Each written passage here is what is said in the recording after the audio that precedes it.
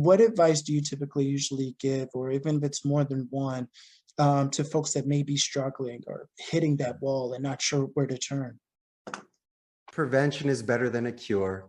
If you're at that stage, something worked up to that for it to pop. It's just not one random weird day. I mean, once again, you've been pressing on that leg so much, eventually it snaps. I believe in dedicated practice. Maybe if you prepared yourself prior to the fight, you'd win or go the distance. And also be coachable. If something happens, first I'll ask someone, may I make a suggestion? Daniel will say yes.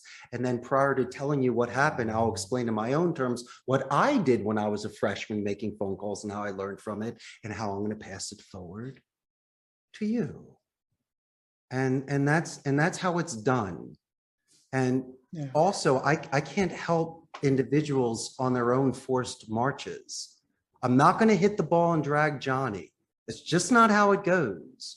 But if you need some resetting, if we need to regroup a little bit and find your focus and balance, I'm cool with that. But if someone is struggling because they're not practicing, or if they're showing up late, or if they're doing things they shouldn't during lunch, and they're not making their calls, that's on you. You're not a kid anymore. It's time to be a big boy. And it's time to step up to the plate because my clients depend on you, families depend on you. And so I have, as I mentioned earlier, as long as they're not really breaking labor laws, I do wiggle room. I really try to give second or third chances because I've been given second and third chances. And I understand what an 18-year-old Richard would have done if Norman Schmidt did not write me that letter of recommendation where my life would be today. And so I want to be that best coach, that best teacher, and if I get that honor, the best mentor they ever had.